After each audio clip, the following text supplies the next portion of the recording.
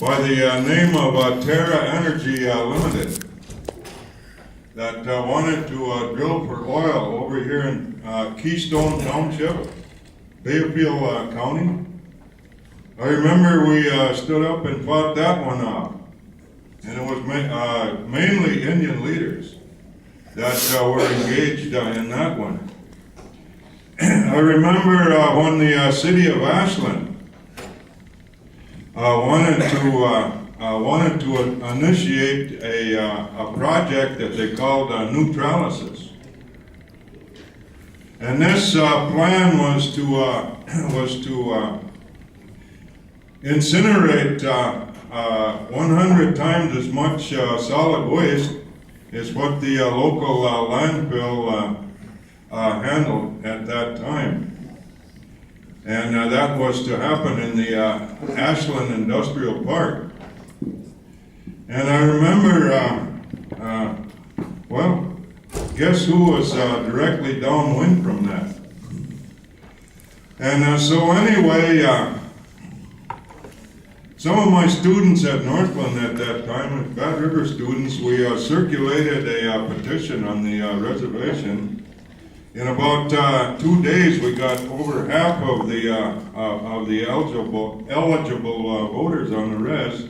We brought the petition to the tribal council, and they agreed to back us on that issue. And I remember there's an organization called the North Wisconsin Rod and Gun Club. And most of these guys were farm members back in the Walleye War days. I think back about that, and I could recognize a lot of them. And so I remember my son Joe Dan and I walked into their meeting one night. There were about 60 of them there. And I remember him standing up and saying, well, there are certain things that we're probably never going to agree upon. But he said there's one thing that all of us better be very concerned about. Lead, nickel, mercury, cadmium, etc., and all of those particulates, and especially that mercury that we have in our fish now. And so before that evening was over, we got almost 100% backing against that neutralysis project.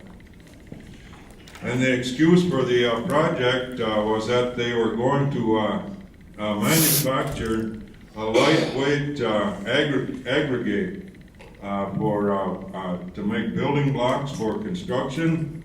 We did a little research on that and found out that the profit from the lightweight aggregate would have been about 1%, and the other 99% would have been from incineration of that solid waste, emitting all of those particulates into the air.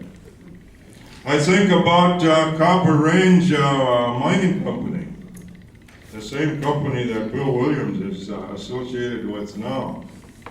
When they proposed a project that they referred to as solution mining.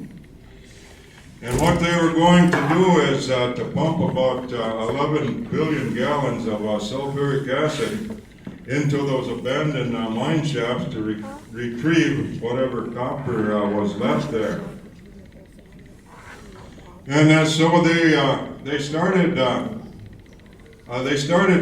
the Wisconsin Central Railroad, started transporting it across a rickety old trestle down on the south end of the Bad River Reservation. And so we were very concerned about that. Because, just about a year prior to that, the Great Northern Railroad had dumped a load of benzene over there in the Namaji River. And the Wisconsin Central Railroad, I think it dumped a load of, I think it was ammonia about a year before that down at Wyowega, Wisconsin. Well, the papers were full of it. Now this trestle is probably about 100 feet off of the water. I don't know how long it is. Maybe it's quarter to a half a mile long, and it hadn't been maintained in probably 75 years. You could walk out on that trestle, and you could pull those railroad spikes out by hand. There were big trees growing up through the superstructure. This big around. And so our Bad River Ogichidong went down there, and they blockaded the tracks for 28 days. And they knew the risks that they were taking when they went down there, because they were accused of interfering with interstate commerce, because that sulfuric acid was being transported from several states through Wisconsin and then over into Michigan. And so finally we were able to get negotiations going. It's a long story, but that was defeated. So I got to give a lot of credit to the bravery and courage of those guys that were down there. I see one that's right over here. Would you stand up, Munch? Munch of the ocean.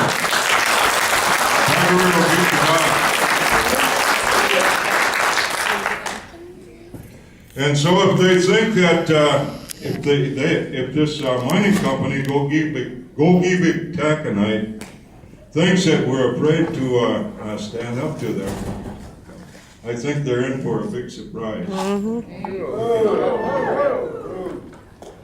So we can go all the way back to the Walleye Wars and all of these other things. I think I could probably write a book on it because we've been personally involved in that for the past 40 years now. Another comment I wanted to make was about 2 years ago. We had a Jezeki ceremony right here at Red Cliff, shake tent ceremony. And the message that came out of that shake tent, that we had the tools to defeat this thing.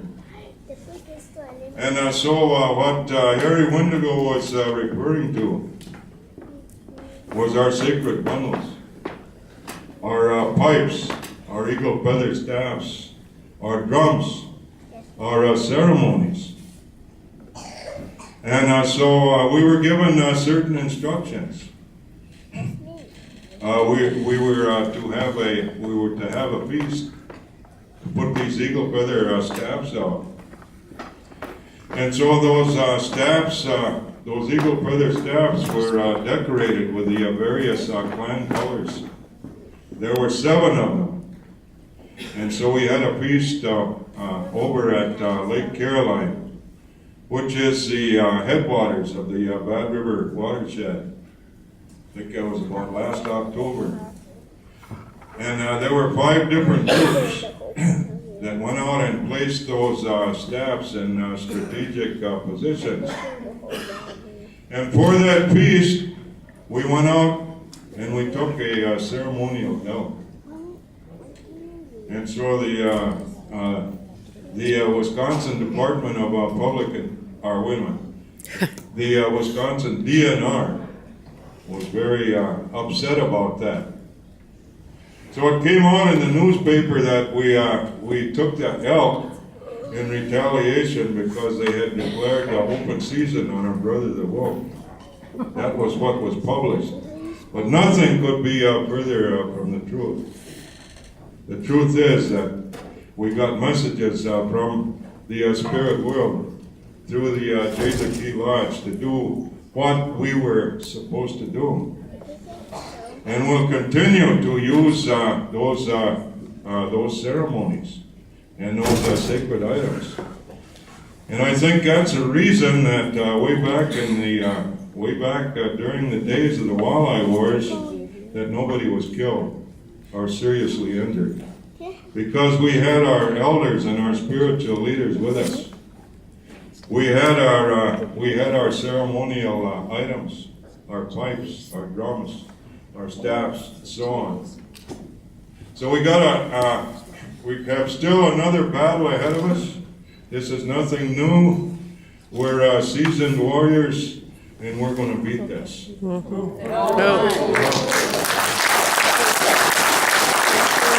guys got to kind of occupy that spot and kind of make it your own. I mean, so we put those feathers out there and kind of designated that spot as Anishinaabe King, right?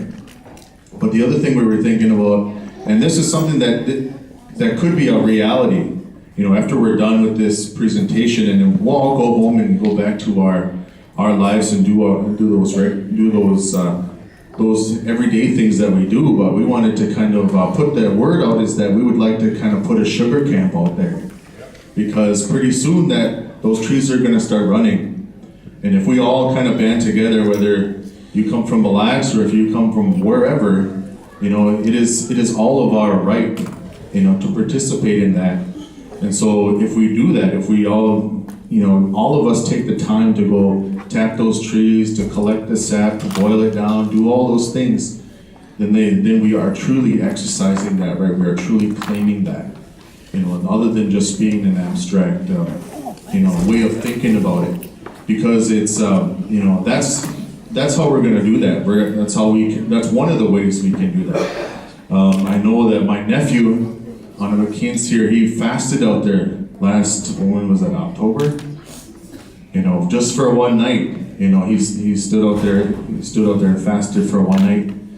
And you know, and it's those things, it's those parts of our lives that, you know, we have to kind of start picking up.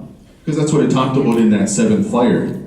You know, is that those young ones will pick up those bundles that those old ones left on the side. Not that they threw them away to get rid of them, but put them on the side so that we could pick them up and start using them again. That's what that means. That's how I interpret it.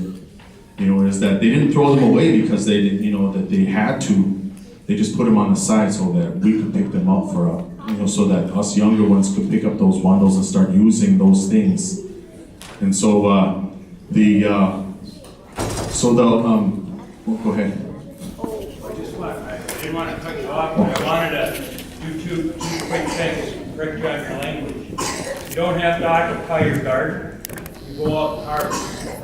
And so if people are going to go there to harvest, and the Cuterie has endorsed the establishment of harvest and education camps on those county lands this summer.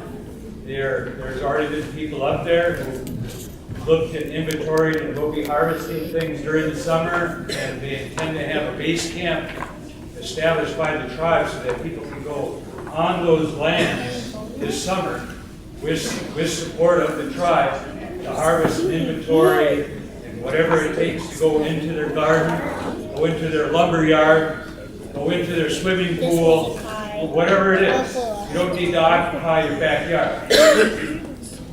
Oh,